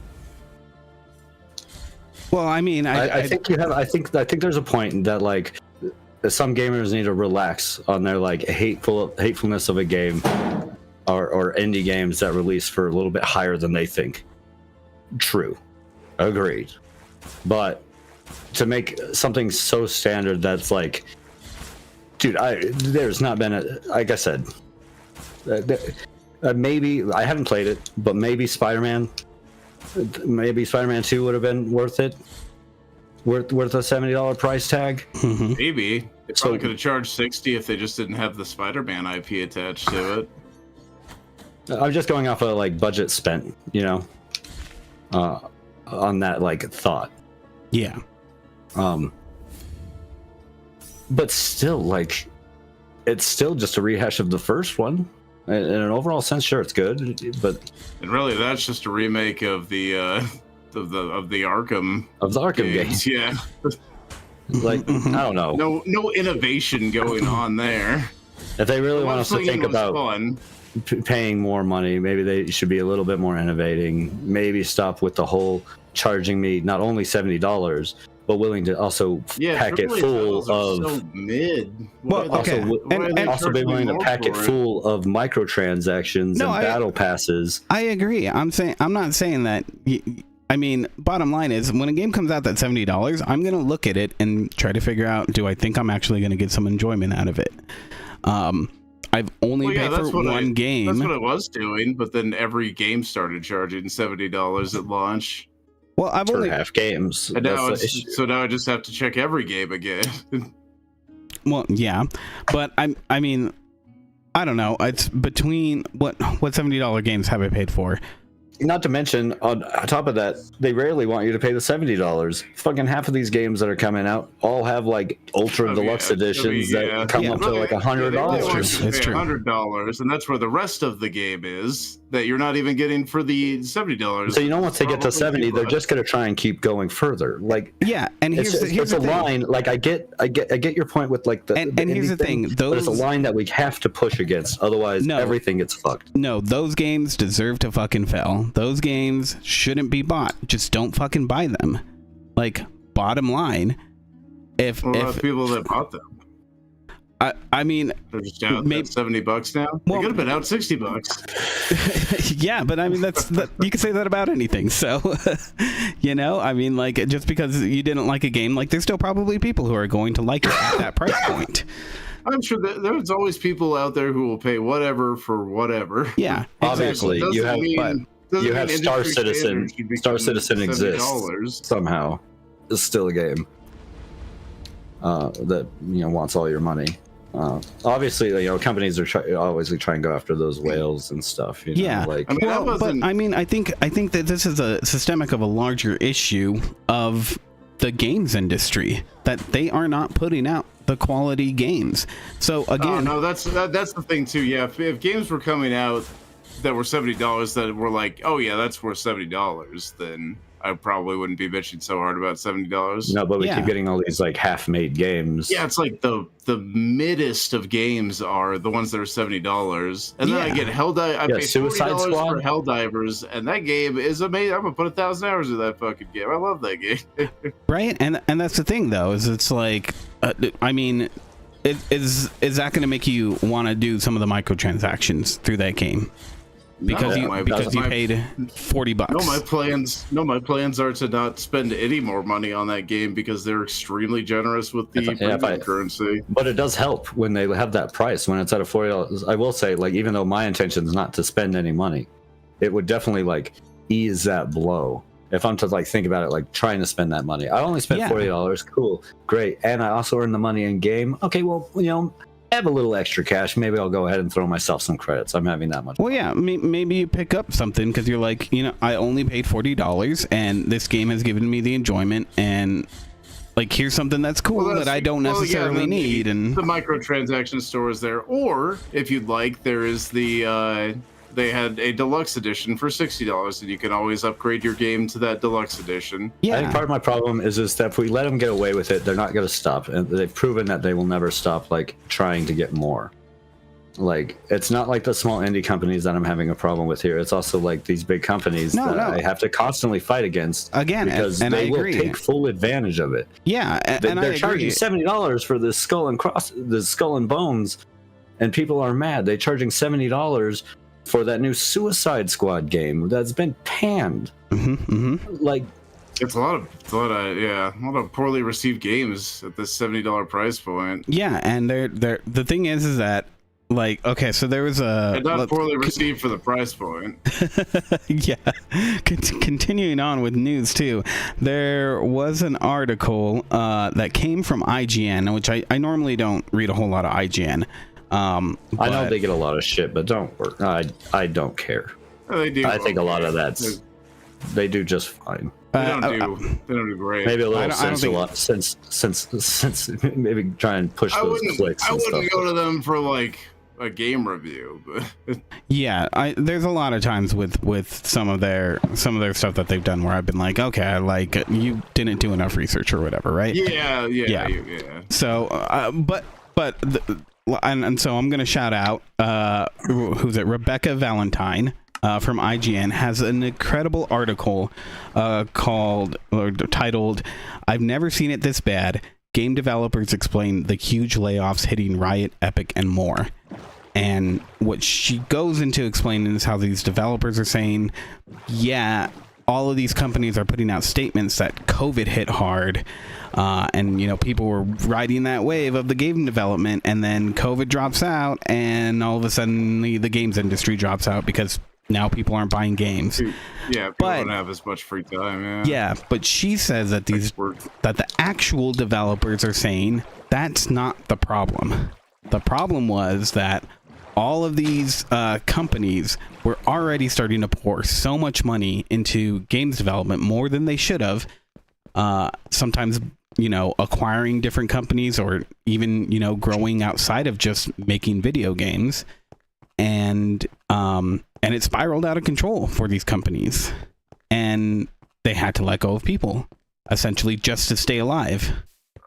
And sometimes some of that's these bullshit CEOs, too. They say just to stay afloat and stuff like that, but then they go to their board and claim fucking record numbers. Well, like that's one of the issues that I'm fucking seeing with a lot of people that get fired. Well, so and here's the really interesting part, is that she said that a lot of the developers are saying that even if these CEOs took a pay cut, it wouldn't have done anything, because the problem is that these CEOs, these people in charge, were spending money at a ridiculous rate that nothing could have saved them other than a miracle game, like, or the stopping spending so much fucking money on chasing a bubble. Yeah, exactly. I mean, but they were saying that even by the time that they realized that was happening, it was already too late. And some of these companies just continued to go with it, where they were like buying like crazy expensive vacations for the whole crew, and then only to find out 2 days after they get back from their vacation that's paid for and everything, that they're fired. And it's like, well, that fucking sucks. Like, here you go though. Hope you enjoyed that vacation. Well, and the executives probably all got huge bonuses and stuff. Oh yeah, totally. Yeah. But I mean, still, they're saying even if you got rid of those bonuses, that by the time that the writing was on the wall that there was an issue, it was still too late. Because look at what Epic did with buying up all of these properties and it's exactly what's happening with that. It was going to be too late. It was it's exactly what Embracer Group did, right? The ones that laid off like over 1,000 people and closed like 3 companies. Yeah, exactly. The journalist there isn't wrong. It's like, it's always been pretty rough. Well, like video game. This isn't the journalists; these are the developers of these companies. Outwardly speaking. But her point, like, that it's bad. Like, it's worse than we've ever seen it. Like, oh yeah, totally. And it's never been great. Like, no, that's true. Job security in that field has always been like, contract based and.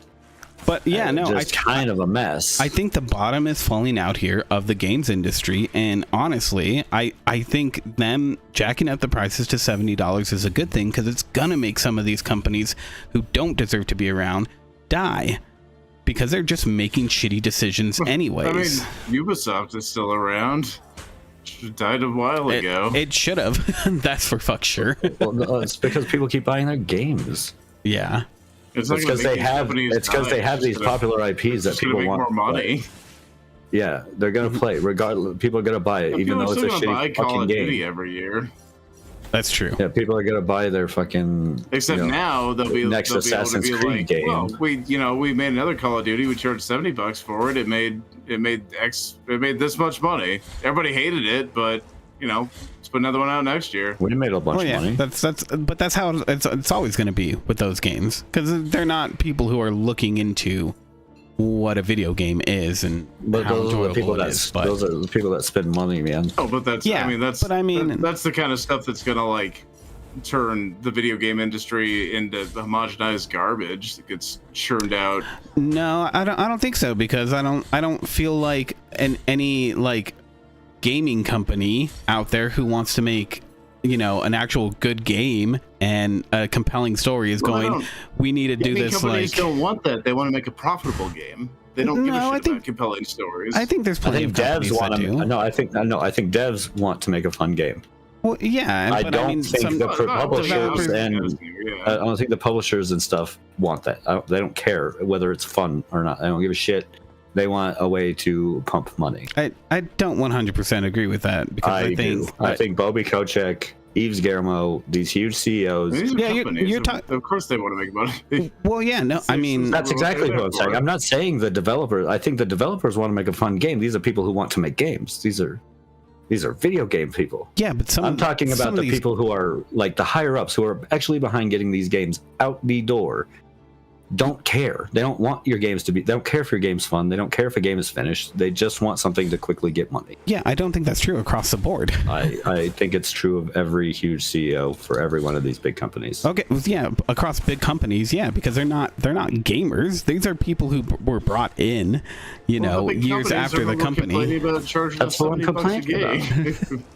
No, and I understand that, but again, I don't think it's necessarily a bad thing that a game charges that much, because again, those are the companies where if they sell something for $70, right? Like, yeah, sure, there's probably going to be a bunch of people who pick it up, but it's not going to matter, like we talked before, how much that game cost. You could charge 90 or 100, and some of those people are going to continue to buy it every single year because that's the only game that they buy.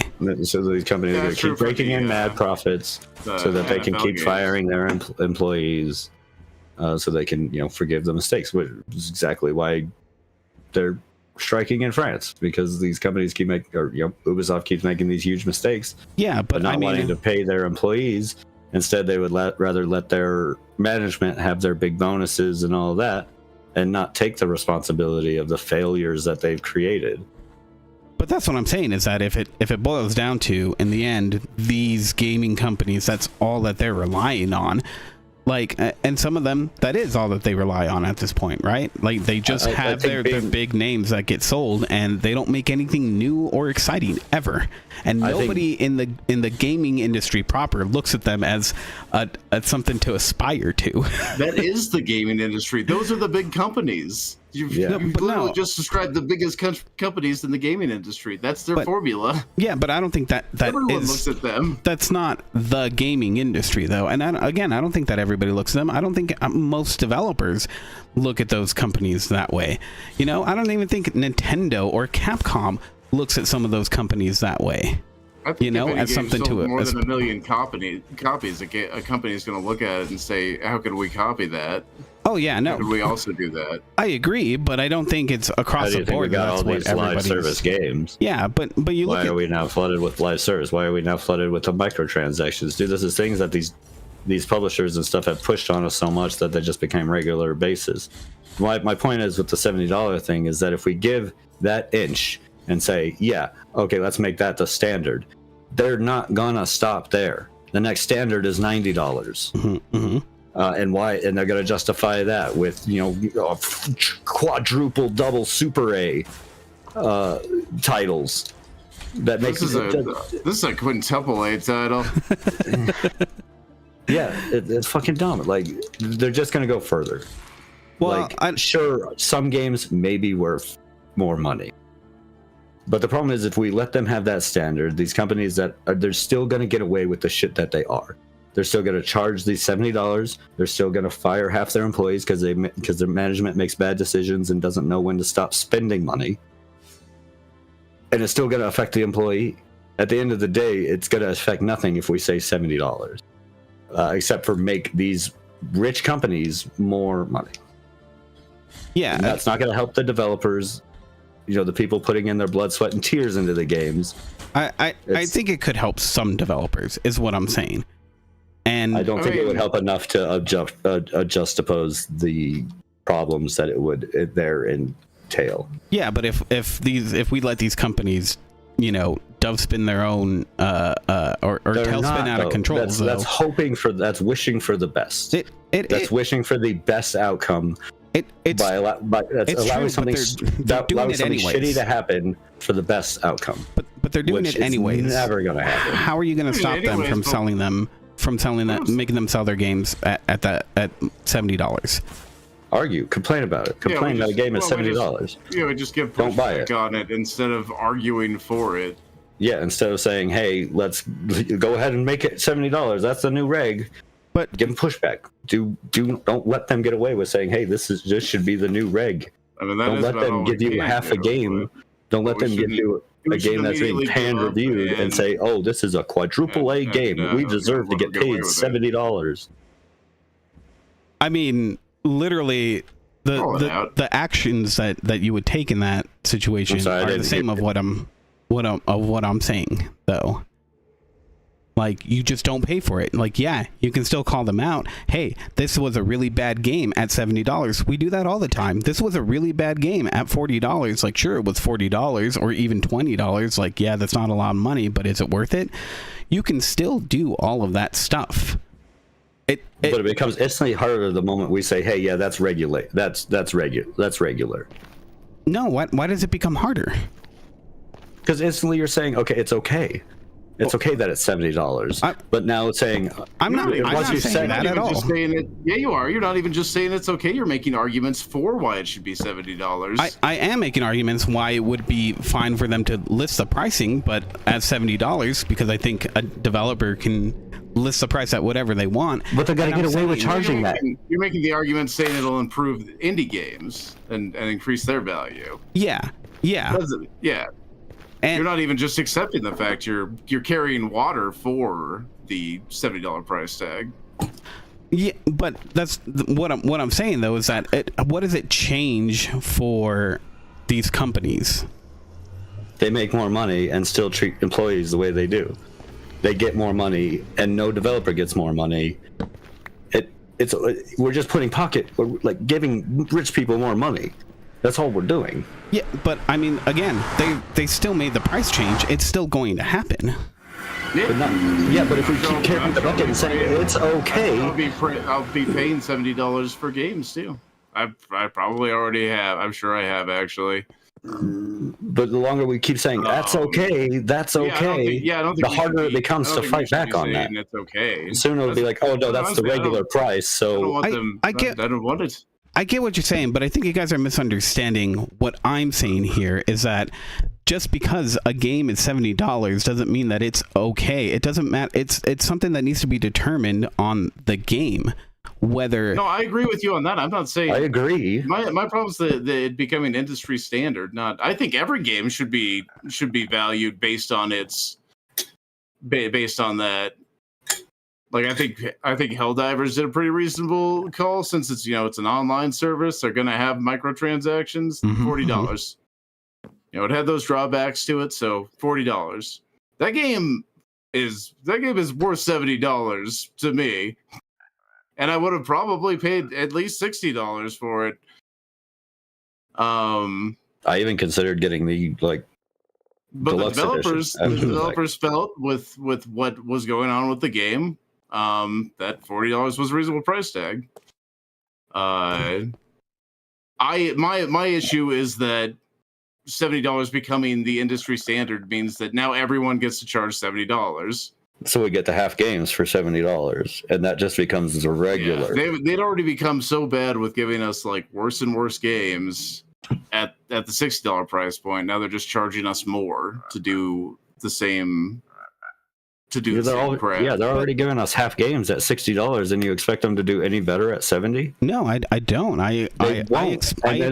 It'll keep going. And if we say yes, I expect what is going to happen. Like I said, because I think the ground is falling out from these gaming companies.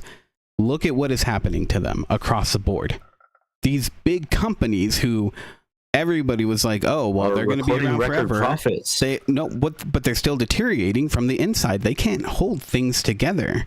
They're making record profits. They borrowed heavily against the value. They're literally just after posting and saying they made record profits, fire people. Sorry, what did you say? How are you?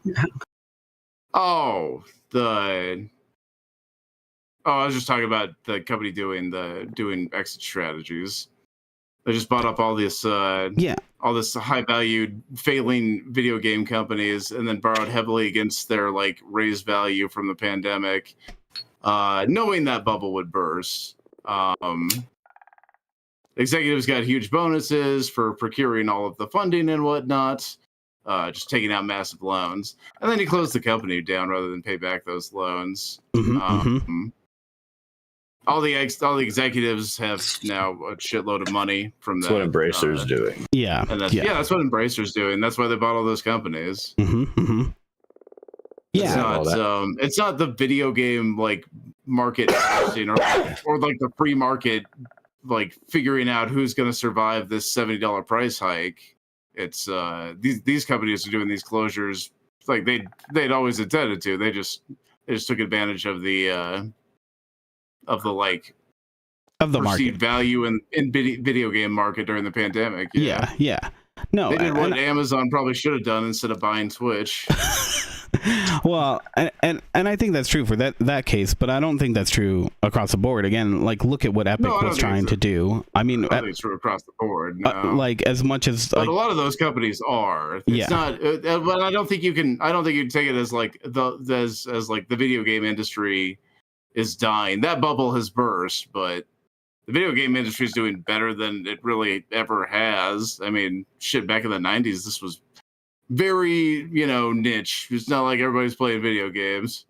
Yeah, well, but I think what we're seeing is, the fact that we're seeing more and more unionization coming out. I think that's a good thing because look at the way that these developers are being treated. Well, yeah. If any company needs better treatment for devs, if any company needs unions more than anything, video game developers need it so bad. Yeah, and we're seeing these sort of things that happen with actors where the industry itself, like, sure, that's healthy because it's making a lot of money and whatnot. Like the games aren't going to go away, right? But it's this weird thing. It's almost like you can kind of think of it like the video game crash, where the quality of games is becoming less and less. It feels like that's becoming a thing where people want to buy games less and less. And I that's think not true though. But that's just a feeling that you're getting, dude, man. Because look at what's happening. You got games like Power World that just sold like over 1 million copies. Well, yeah, but that's because it brought something interesting to like. That's not really though. No, I mean, not really. It did bring something interesting. Yeah, Helldivers just sold over 1 million copies. It's not people not interested in playing games, man. Like, and it's not. The companies that are going to die, unfortunately, aren't the good ones. Or aren't, like, the companies that are going to die are the good ones. The ones that we're going to keep, the ones that are going to stay around and shit, are the ones that are being shitty. And if we keep letting them get away with this stuff, they're just going to get away with more. They're not going to stop at $70. But they're not going to stop at giving us half a game. Like... Yeah, it's gonna be $70. They're just gonna try and make them cheaper to get more money and charge $70, because that's now the regular. My problem is if you allow that to be the regular, all of a sudden you're giving permission for every half game and everything to be listed at that price, and people are gonna pay that price because now that has become regular. No one's putting out games at a cheaper price. It's giving them permissions to do what they're doing. I get the developers thing. I get like trying to fight back against it and stuff, but that's kind of what I'm doing right now is fighting back against these companies of like charging more, like give us a game that's worth it, and maybe your $70 price tag, maybe that wouldn't be an issue if we got these games that were fully fledged games and we're all having a great time. But no, everyone's tired of live service games that we're getting charged money for, on top of the microcheck transactions for them.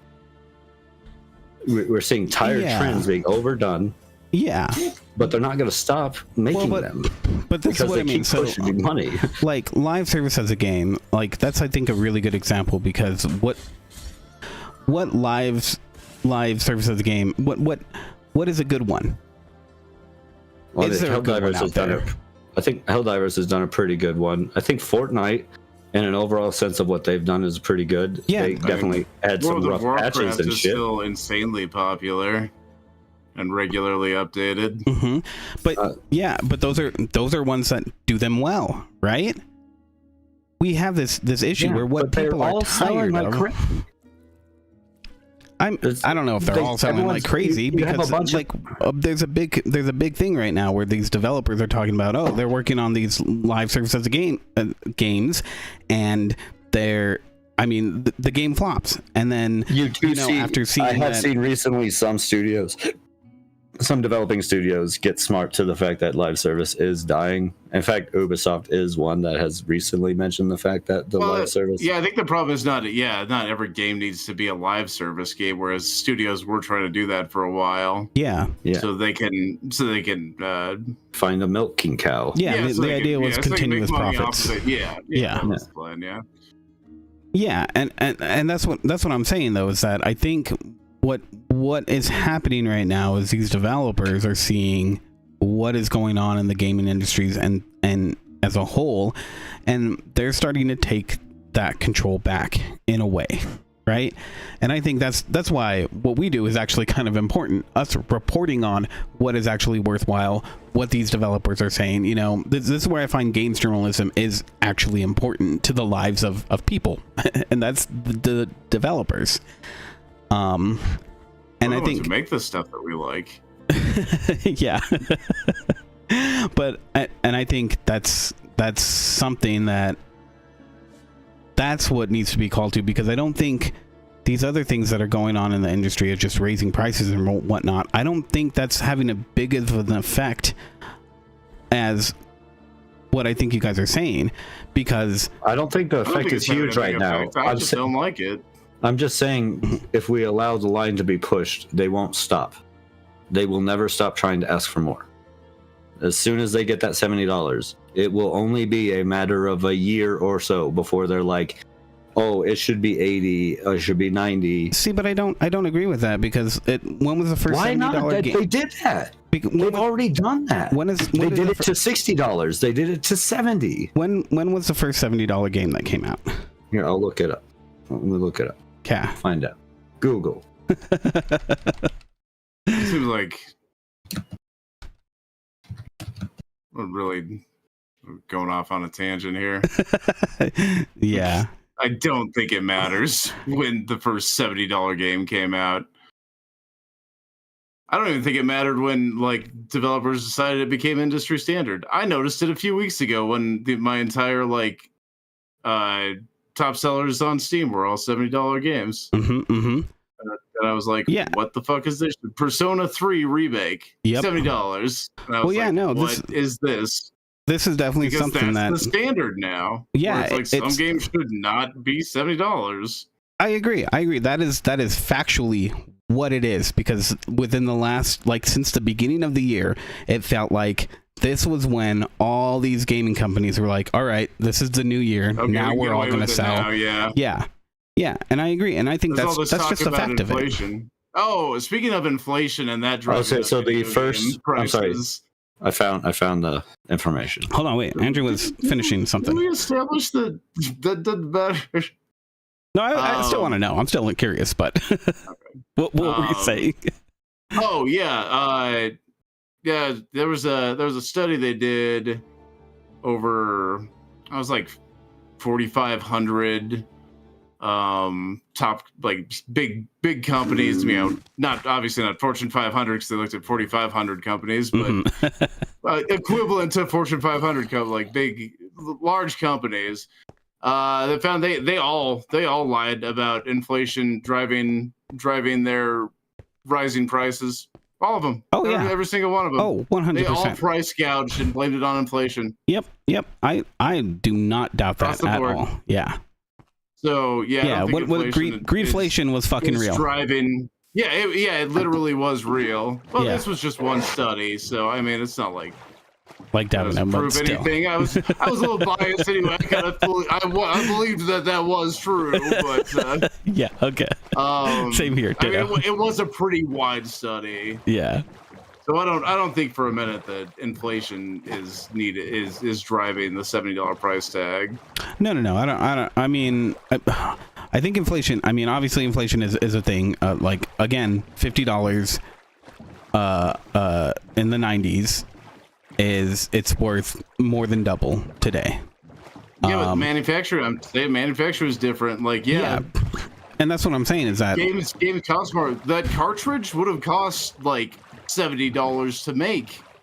Yeah, and now it's like today. Yeah, now it's even cheaper than ever. Like, it's ridiculously cheap, especially with digital development. Yeah, exactly. I mean, that doesn't completely erase the costs. But oh yeah, I still got to pay bandwidth to send me the information, I guess. Well, bandwidth and electricity and, like actual storage space and whatnot. Yeah, and have their servers running and everything. Yeah. But those are real costs, and they're not cheap. But overall, for how many people are buying it, it is cheap. They are way cheaper it's cheaper than it's ever been. Costs. Yeah. Agreed. It is. I know it's not free for them to do it that way, but it is considerably cheaper. Yeah. I mean, they spent all this money on marketing. You could probably cut back. I mean, Helldivers had almost no marketing, and they released for $40. Weird, Right, Call of Duty had and I feel that word of mouth right there is gonna just. I mean, I don't think we're gonna see the end of Helldivers like blowing up anytime soon. Honestly. Yeah, it's not gonna. No, I don't think it's gonna be like Power World. Like Power World. Yeah, right. Yeah. Oh, by the way, Power World lost 40% of their player base. That's not surprising. This week. The core gameplay is there in that one. Power World was pretty mid survival game. It had that fun Pokemon with guns concept. Yeah, that it didn't deliver. Helldivers does also have. It delivered on really poorly. Yeah. Helldivers also has that like competitive, the competitive people, the people who love those type of games are really going to go after it. Yeah. No, it seems quality. As just a side note, first game to reach to hit a $70 price tag was indeed NBA 2K20. Oh yeah, okay, Wait, which that one? Makes sense. 2K21. 2K21 released in 2020. Okay, so it was a 2K game. Yeah. So that's 4 years ago. It's taken 4 years from that price point to get there, right? That's a $70. That was the first $70, and that's also when a lot of major companies were announcing that they were planning to raise all prices of their next-gen games on PS5, Xbox Series X, to $69. Yeah, I remember that. This has been an argument for a minute. Yeah. And that's what I'm saying is it's not immediate, but it's going to happen. I hadn't actually. That's why I said I think we need to push back as much as we can and let these people know that $70 is not okay until you start giving us full-fledged games. If you want me to pay $70 for your game, make a better game. Make a good game. Yeah, and I guess that's part of why. Too, I mean, I don't buy a whole lot of games new. When I play a new game, it's usually through Game Pass. I don't buy a lot of AAA games. I buy a lot of stuff on sale. Exactly. Helldivers, but I did buy Helldivers too. I didn't buy the deluxe. $70. I didn't buy the deluxe edition or anything. But that's what I'm saying. I think I saw its price point was like, that seems fair. This $40, that's fair. I just think that this is like what we are doing is what's becoming more and more typical of gamers to do, where they're buying games used unless it's something that they're dying to play, because $60 is already expensive for most people. Let's be fair. I also think it shows the good access. I thought that market was dead. Also, not quite. I mean, not used games. I should say when games go on sale. I know what you mean. I know you mean Steam sales. Used games are also still not the new used games. Yeah. But I think that situation it's already here where people usually aren't paying that much, like the majority of people. I mean, the issue for a while, even when games weren't $70, even when they went from even when they were like the freaking $55.99. Yeah. So $60. Games have been $60 since 2006, and I know games were $50. That's as long as I can remember, because the first game I bought with like my own money was Ocarina of Time. I remember very distinctly because I was like 25 cents short and went running around Walmart asking people for a quarter so I could finish getting my Zelda game. Nice. It worked. It has two people. They both gave me like 15 cents. Nice. Suckers. But like even then, you had the special edition. Like, it's not new for us to pay more because of like special editions and stuff. And I think there's something to be said, like, okay, if we're not going to see the end of special editions, I really don't think that there should be a $70 like base tag. If you're going to be selling, you know, the deluxe edition and the super premium one,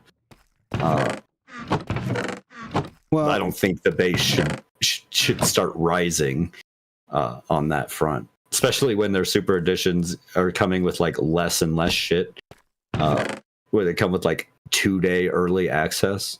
Like, that's such a shit reward.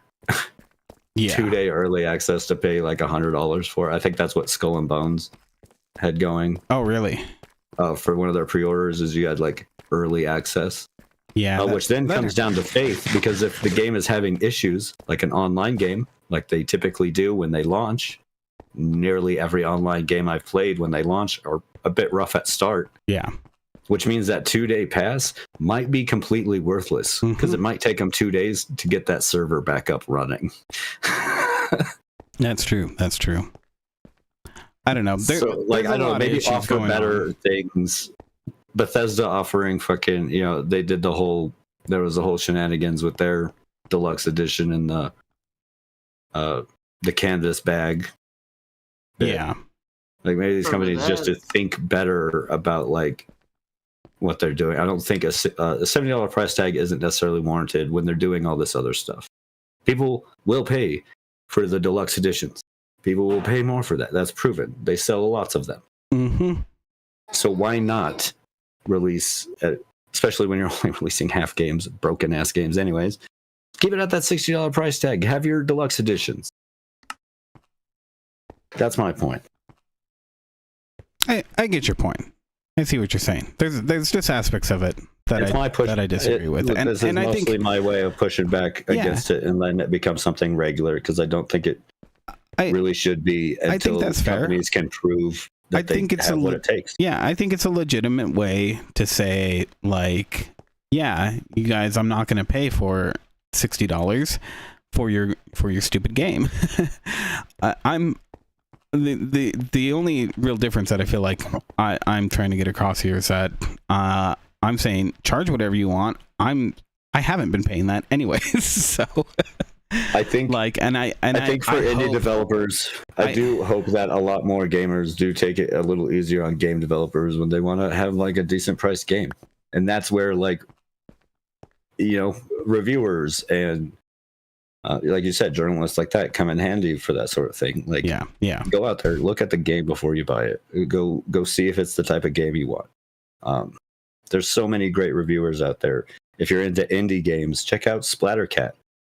That dude has led me on to so many great indie games. Splattercat's the man. And some of those release for pretty high prices. Like, there is a market for it. You have to take the risk, and if you don't deliver, you're heavily going to be panned. You might get panned at the start when people see your tag and are like, oh, dude, this indie developer thinks he can charge $50 for his game. But if you deliver a $50 worth of game, when those reviews come out, they ain't going to struggle no more. People can be like, oh, shit, this game was worth it. And that review will reflect. Steam actually has a pretty good system on that. I often read the Steam reviews and see what its score is sitting at before I judge on whether I'm going to buy it. You know? Go look at those reviews, see what they're saying, see if the issues they're having are the problem. Yeah, but that's another thing too, is that you saying, like, look at Steam. If it gets blasted right away, some of those games don't pick up that maybe did have that quality, but they just got blasted hard. Go read the reviews before you go look. No, agreed. Like that's what you should do, for sure. Well, that's what I do. I go look, I see, okay, it's got mixed reviews. Now, why does it have mixed reviews? We did that with Helldivers. Because we know the internet sucks. There's a lot of people that don't. No, I was already sold on Helldivers. I just noticed that it had mixed reviews, which was half launch day stuff and half people didn't like the anti-cheat. The anti-cheat thing. And now it's up to mostly positive. Some of that's fair expandable. But if you go read a lot of those reviews, some of them, even the negatives ones, are like, "Hey, if they remove this, I'll come back. I'll change this review. If this gets changed, especially for early access stuff, you'll see it a lot. Like, hey, I had a problem with this, so I'm giving it a negative right now. If they change it, we'll come back and change review." You see a lot with indie game. Yeah, that's true. You do see that a lot. Go read your reviews. Read what the people are saying. Sometimes it'll be like a problem that you'll be like, you know what? I don't actually think that's that big of an issue for me. Yeah, or sometimes it might not be an aspect of the game that you're looking forward to even playing. Oh, the PvP is broken. Well, I was never gonna play that. So exactly right. Yeah. So do pay attention to what people are saying about the game down there and see if it works for you. For sure. But really, just I don't know. There's something about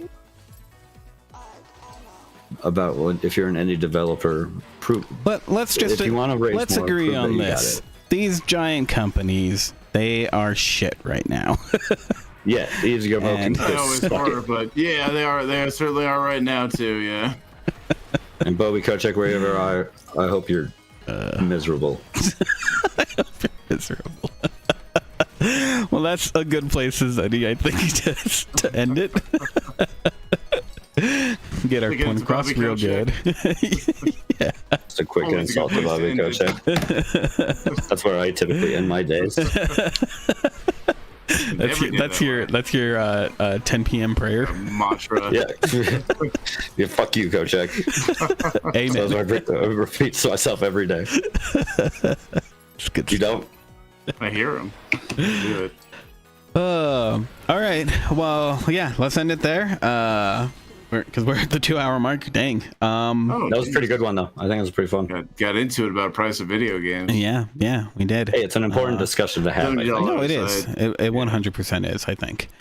But yeah, thanks everyone for joining. Let's see. What do we do? What are we doing tomorrow? What are you guys doing tomorrow? Well, probably dive in some hell. Diving in some hell, yeah. Being super patriotic, spreading justice and liberty and democracy across the galaxy. What do you got? Psychonauts tomorrow night? Yeah, I'll probably play Psychonauts tomorrow night. I've been really craving some. I almost played the other night, but then I couldn't stop playing Helldivers. So this time, I swear, I'll stop playing the Helldivers and we'll play some nice, calming Psychonauts. Cool. How close are you to being done with that? I have no idea. I've never beat Psychonauts 2, so I have no clue. Oh, it doesn't give you like a progress bar? It's all new to me. Okay. I don't know. There probably is, but I don't know where I'm at. You haven't looked at it, so yeah. You got 100% it? No, I'm not trying 100% shit. Well, Frankie 100% at Ori. That's congratulations, Frankie, on 100%ing Ori. I'm so proud of you. I think that is really neat. You're on the really CGB network. We all 100% games. No, we don't. I rarely ever 100%ed a game. Only if I'm like really into it. Only if I'm really into a game. It's just in the middle of 100%ing it. Nice. If I really like a game, if I really like a game or I get into it, I'll definitely like go for more. Like I'll probably at some point end up 100%ing Vampire Survivors. I'm so close to having every achievement on that. Right. And that's just because I enjoy playing it. It's really not like me trying to go for them. They just did a good job of putting all their achievements in ways that are achievable and fun to do. That's fair. Anyways. We'll be back tomorrow night. That's tomorrow. Hit us up. Be live for a couple things tomorrow. Yeah. Cool. Check out our YouTube page and find our Discord link. Yeah. Join our Discord. Find some cool gaming groups. Maybe share the content that you're creating, whether you be like an artist and want to share your artwork. Honestly, or also a video creator. Tell us how you feel about the $70 price point. Oh yeah, come tell us about that. Or let us know down in the comments. Yeah, what do you think? $70? Yay, nay, or bet. Yeah, those are your three options. Or you're right there with me. Or you're gonna stand. Really care. Or you're gonna stand on the front lines next to me. Oh my God, the champion of never raising the $70 price tag. This is where I draw the line. I am here for you. And not one step further. Just play If you enjoyed it, do give us a subscribe and like. Yeah, we'll catch you guys next week. Love you. Bye. Bye.